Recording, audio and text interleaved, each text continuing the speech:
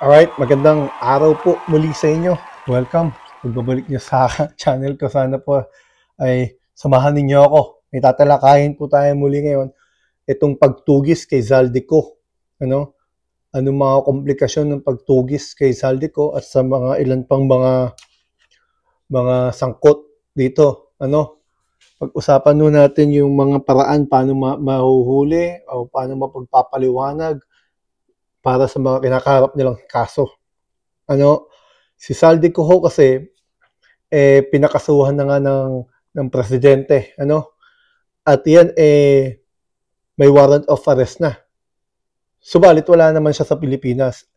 Lumabas po yan ng Pilipinas noong July, pumunta ng Amerika, tapos pumunta ng Europa, pumunta ng Singapore, bumalik ng Espanya, ng Portugal. Ang pinakahuling balita nung mga nakarang araw o linggo, yan na daw ay pumunta sa Japan at tumawid ata ng China. Bakit po mahalaga na alamin yung mga galaw niya? Kasi sa pagkakaalam po natin, meron pong golden visa yan sa Portugal. Ang golden visa po, alimbawa po, kung kayo po ay citizen ng bansa ngayon, hindi nyo kailangan ng golden visa dahil citizen po kayo eh. Kung hindi man kayo citizen, ang golden visa po magbibigay sa inyo ng karapatan para manatili doon. Paano ho makuha yun? Kapag kayo ay may investment doon o kaya ay meron kayong negosyo na nagkakahalaga ng 500,000 euro. At least, napakalaking halaga. O kaya naman meron kayong at least 10 trabaho o kumpanya na nakakapagbigay ng trabaho. So malaking halaga ang inilabas nito kung totoo meron siyang golden visa. Kaya nakakapagtaka talaga sa sweldo niya rito sa Pilipinas, paano niya na-afford ang mga ito. At kaya dapat siya talaga umuwi at magpaliwanag sa kinakaharap niyang kaso. Tandaan ho natin, ang pinag-uusapan dito ay bilyon-bilyong halaga. Ang assets lamang niya ay meron siyang mga sariling chopper, aeroplano at kung ano-ano pa na kailangan ipaliwanag paano nangyari yun.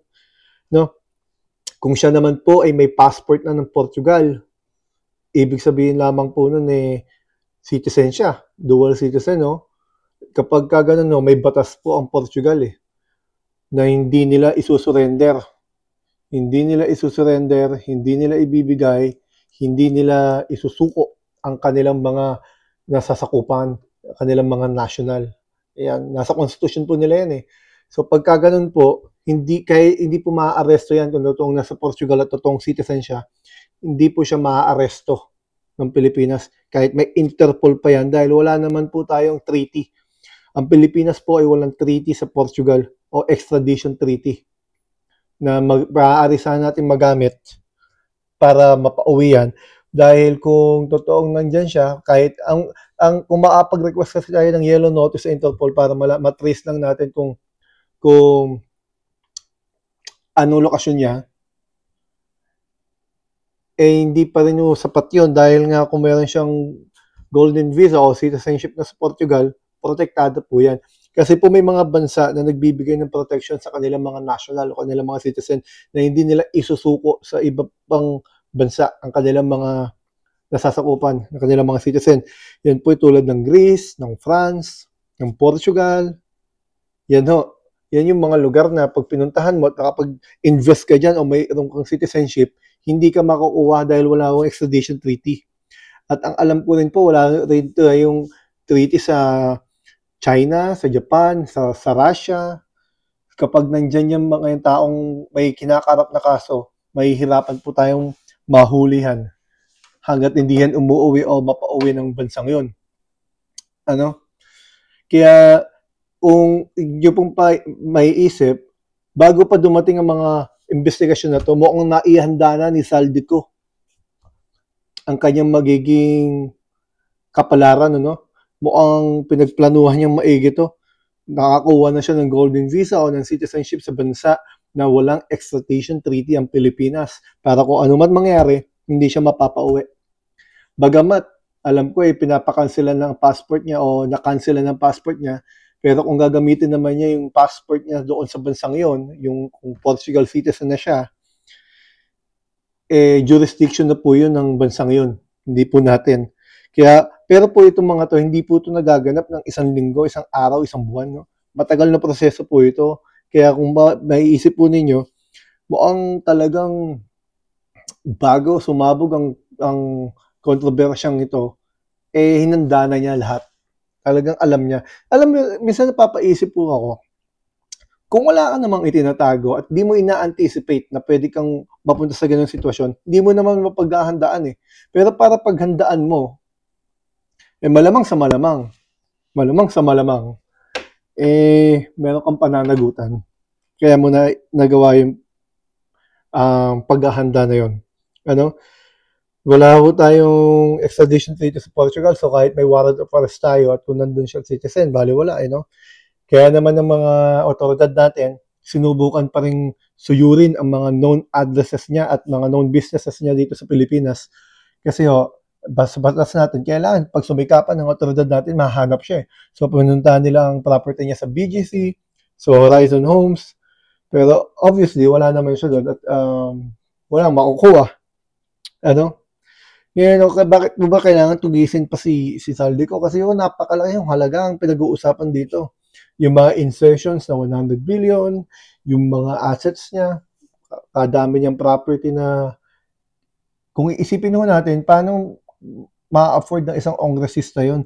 Ang mga nakaupo ay hindi po pwedeng humawak ng iba pang negosyo. Dahil may conflict of interest. Maaari may negosyo ang pamilya niya, kaya dapat yun magtugma. Yun SALN, kumbaga. Kailangan magtugma. Pero hindi mapaitutugma kung wala siya sa Pilipinas.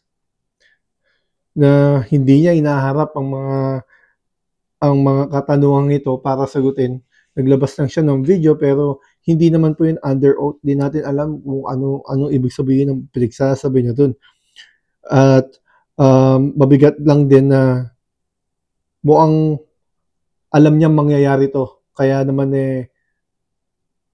pumunta na siya sa mga bansa na hindi natin basta-basta mahatak. Yan ang sitwasyon ngayon ng pagtugis kay Saldico. So, pero dahil wala pa naman tayong definite o wala pa naman tayong klarong informasyon kung nakakuha siya ng citizenship o nakakuha siya ng golden visa doon sa Portugal, obligasyon pa rin ng Pilipinas sa subukan ng lahat ng pamamaraan para yan mahuli. Kaya alam ko magre-request na rin ng red notice yan sa Interpol para pagka lumabas yan ng bansa ng kung saan man siya nanggaling, pag in-scan yung passport niya, lalabas, marerehistro siya. Malalaman na kung nasan siya.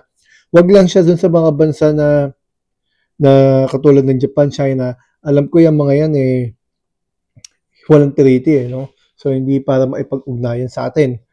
Yan. Nakakalungkot lang na ganito ang proseso, pero ito talaga, ang mga bansa ay may kanya-kanyang batas na kailangan din natin na respetuhin, ano? Katulad nga niya sa Portugal, nasa konstitusyon kasi nila yon. Kaya kung sakasakaling nakuha na ni Zaldico ang kanyang citizenship doon o kanyang golden visa, malamang hindi po mapapauwi yan. Doon na ho yan. Magpapalamig na ho yan ng matagal doon.